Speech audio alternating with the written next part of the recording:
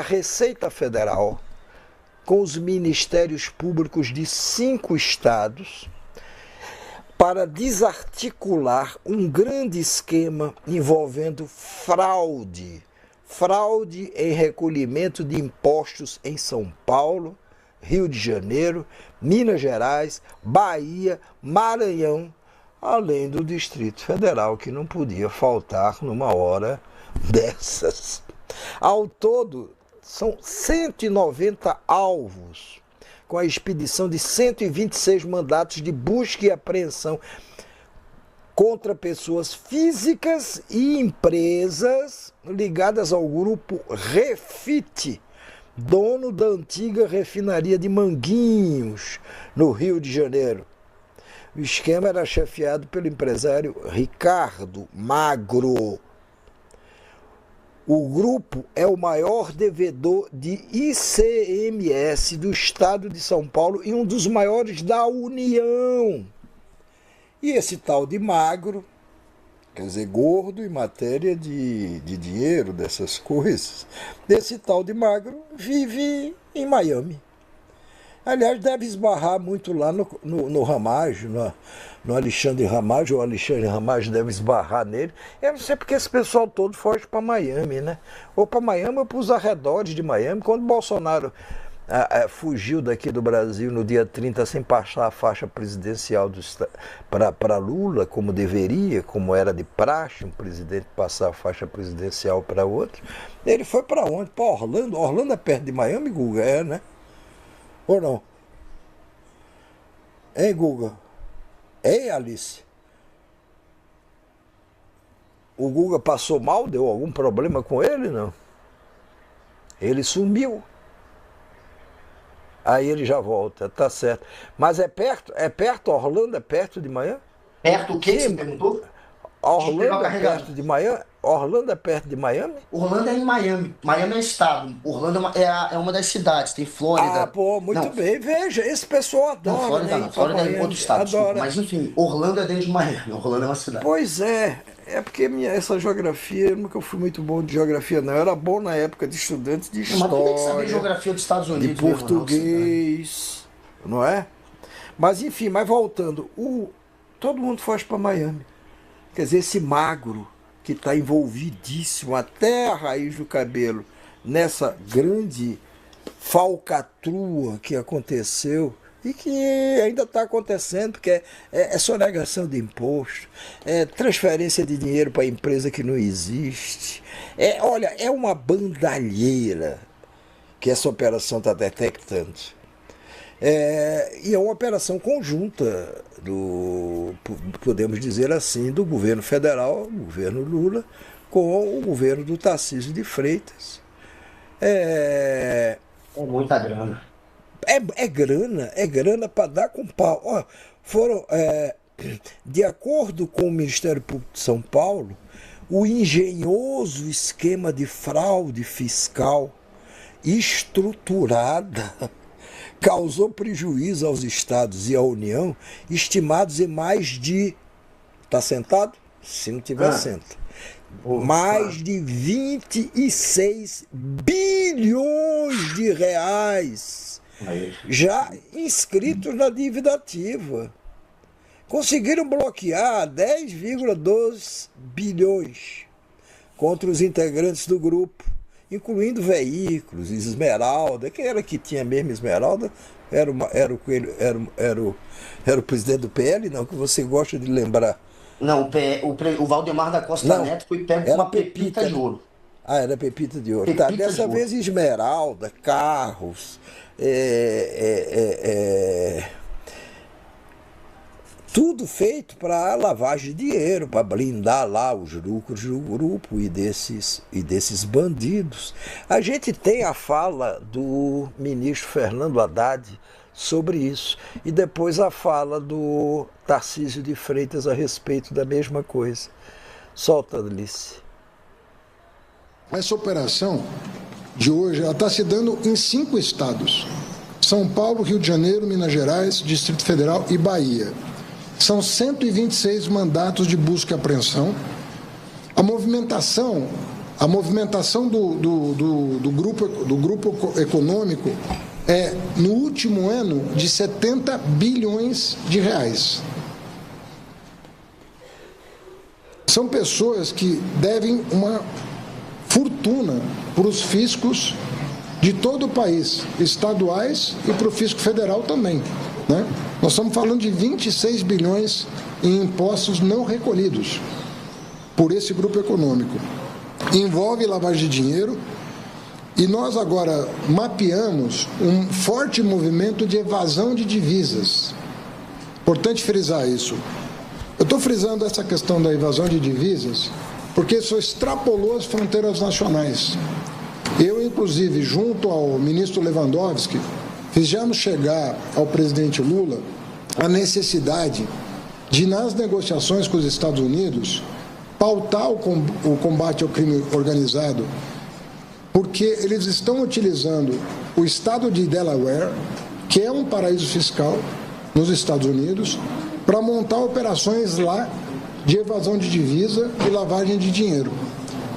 Então, são abertas empresas lá, são dezenas de empresas e fundos que estão sendo abertos fora do Brasil.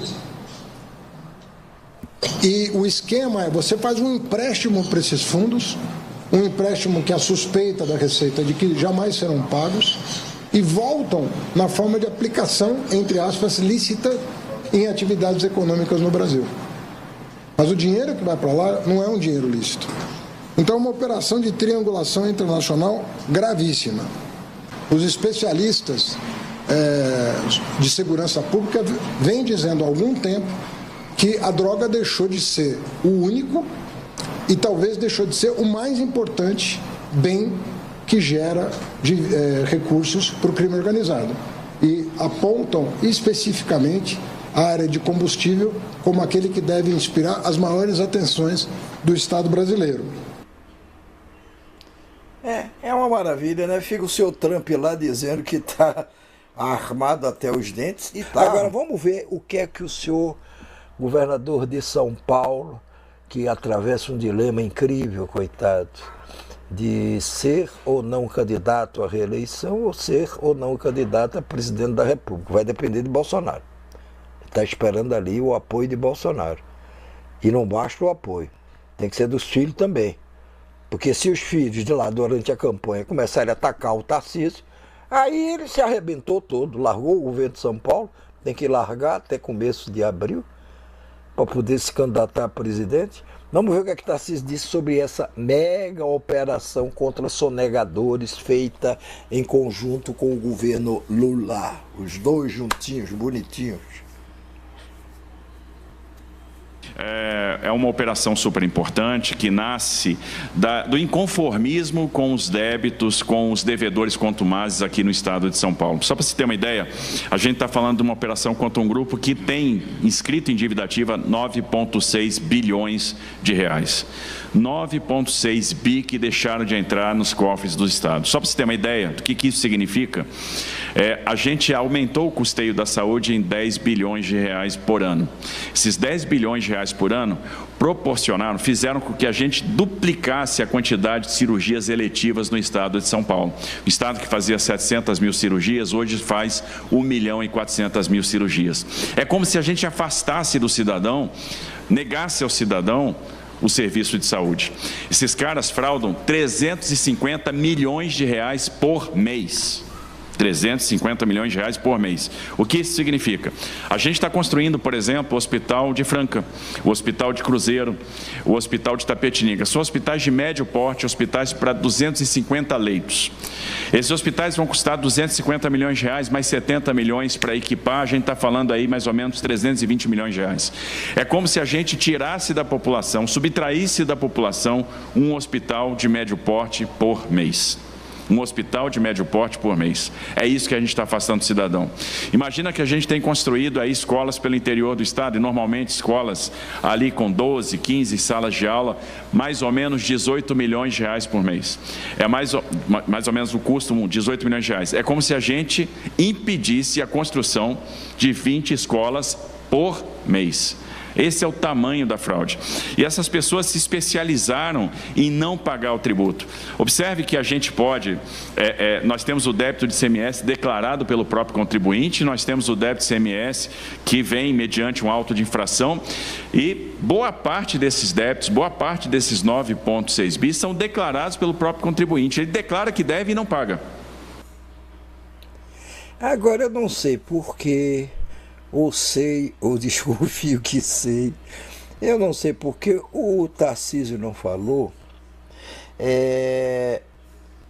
que existe um projeto de lei chamado Projeto de Lei do devedor contumaz, aquele que vive em débito com os estados, com a União, com tudo. Geralmente sonegadores de impostos, etc. e tal. Esse projeto de lei do devedor contumaz, ele está lá na Câmara dos Deputados. O projeto tramita, que é como se navegasse. Tramita há 8 anos no Congresso. Um projeto para evitar esse tipo de fraude, de sonegação. E só voltou aos holofotes, ultimamente, após o estouro, no final de agosto, da Operação Carbono Oculto da Polícia Federal, que investiga um esquema bilionário de sonegação e lavagem de dinheiro no setor de combustíveis, como o Haddad falou há pouco. Está lá. E o senhor Hugo Mota, o minúsculo presidente da Câmara dos Deputados, por exemplo, que é o atual presidente da Câmara dos Deputados, não põe. E os políticos fazem de conta que aquele projeto não está ali.